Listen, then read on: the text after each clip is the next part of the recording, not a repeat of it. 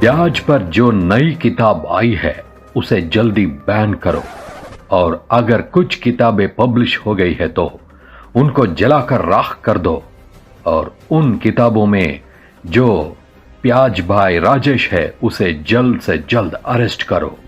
In order को जल्दी अमल किया जाए।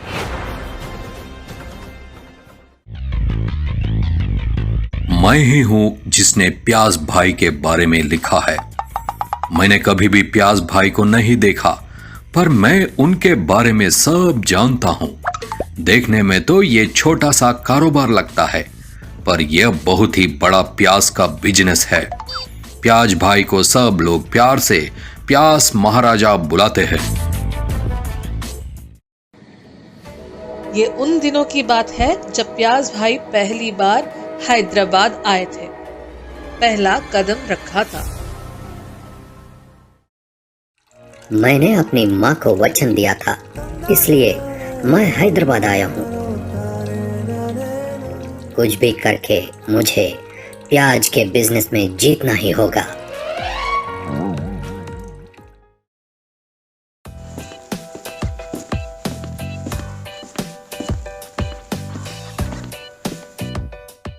ओ बेटे, क्या चाहिए तुम्हें? बेटा नहीं, प्याज भाई बोलो मुझे। तुम तो इतने छोटे हो, तुम्हें कौन भाई बोलेगा?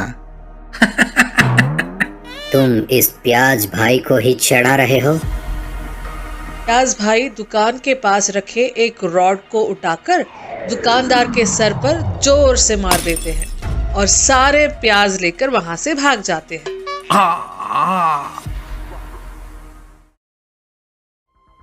यह पहली बार था जब प्याज भाई का नाम हैदराबाद में सुनाई दिया था। Powerful people comes from powerful places.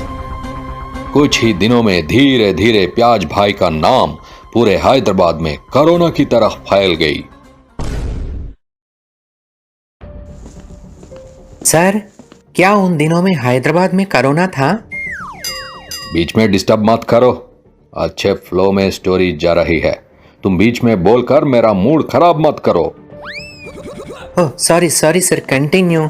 कुछ ही दिनों में प्याज भाई का नाम पूरे हैदराबाद में मशहूर हो गया था।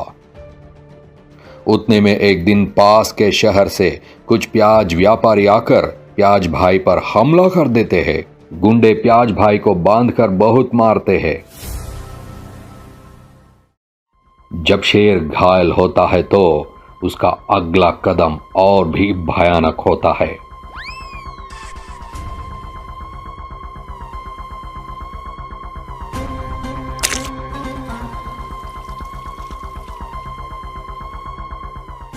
अगर तुम सिल्ली हो तो मैं प्याज भाई हूं।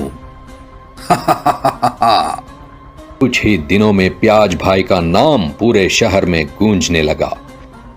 इतना कि किलो प्याज 1 रुपए में बेचने वाले लोग भी अब किलो प्याज 100 रुपए में बेचने लगे। इतने में एक दिन बेंगलुरु से प्याज भाई के लिए एक संदेश आता है कि बहुत बड़े प्याज के खेतों की मालिक को मारना है। प्याज भाई फौरन बेंगलुरु के लिए रवाना हो जाता है। बेंगलुरु में गोची नाम की एक बहुत बड़ी प्याज की खेती है। उस खेत का मालिक अघोरा इतना बुरा आदमी है कि उसने अपने पिता को ही मारकर खेत अपने कब्जे में कर ली। अब उस खेत में काम करने वाला माली राजू उस खेत को कब्जे में करना चाहता है, इसलिए उसने प्याज भाई को बेंगलुरु बुलवाया है। तुम इस समय जहां जा रहे हो वहां कोई गली में खेलने वाले क्रिकेट की तरह नहीं है। बहुत खतरनाक जगह है। प्याज की खेती का मालिक अघोरा सिर्फ साल में एक ही बार जब फसल काटते हैं तभी आता है, फिर वह कभी दिखाई नहीं देता। अगर हम लोगों ने ये चांस मिस कर दिया तो वो फिर से 1 साल के बाद ही दिखाई देगा। तुम जाओ और उस अघोरा पर जीत पाकर ये खेती मेरे नाम कर दो। प्याज भाई धीरे से प्याज की खेती में दाखिल हो जाते हैं। वहां पर हजारों कूली काम कर रहे थे। प्याज भाई भी उनमें से एक कूली बन जाते हैं और धीरे धीरे आगे बढ़ते हुए उस अघोरा को मारने के लिए सामान जुटाते हुए आगे चलते जाते हैं। कुछ दिनों के बाद संक्रांति का त्योहार आ जाता है और अघोरा प्याज के खेत में आता है। जब अघोरा आता है तो उसके चारों तरफ कई लोग उसकी रक्षा के लिए होते हैं। उन लोगों को देखकर सभी कूली डरते हुए वहां खड़े हो जाते हैं। इस बार प्याज की खेती अच्छी नहीं हुई है और पैसे भी कम मिले हैं। मैंने सीसी कैमरा में देखा है कि कुछ कूली प्याज को अपनी पॉकेट्स में छुपाकर घर ले जा रहे हैं और उनसे सब्जियां बनाकर खा रहे हैं। मुझे उनकी खुशबू से पता चल गया है। इस बार तो मैं माफ कर देता हूं, पर अगली बार ऐसा होगा तो किसी को नहीं छोड़ूंगा। अघोरा वहां कूलियों को डरा रहा था कि उतने में प्याज भाई अपने पॉकेट में से 2 प्याज निकालकर उसका रस अघोरा की आंखों में डाल देता है और अघोरा के सिग्नेचर्स उन पेपरों पर ले लेता है जिनमें पूरी प्याज की खेती राजू के नाम थी।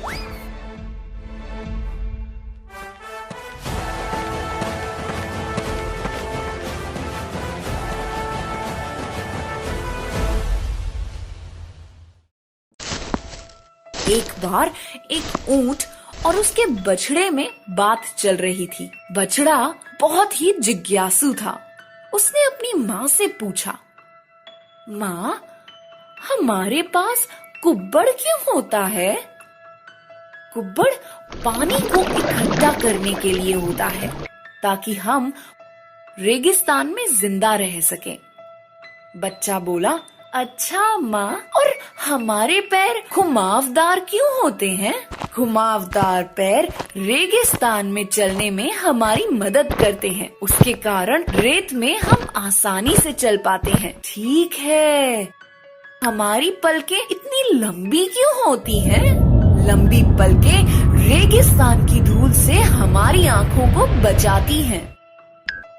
बछड़े ने कुछ देर सोचा और फिर बोला, तो माँ, हमारे पास कुब्बड़ है पानी का संग्रह करने के लिए, गद्दीदार पैर है रेगिस्तान में आसानी से चलने के लिए, और लंबी पलकें हैं रेत से आँखों को बचाने के लिए। तो फिर हम इस चिड़ियाघर में क्या कर रहे हैं? आपके कौशल और ताकत का कोई अर्थ नहीं अगर आप सही जगह पर नहीं हैं। ऐसे ही ज्ञानवर्धक कहानियों के साथ हम फिर मिलेंगे।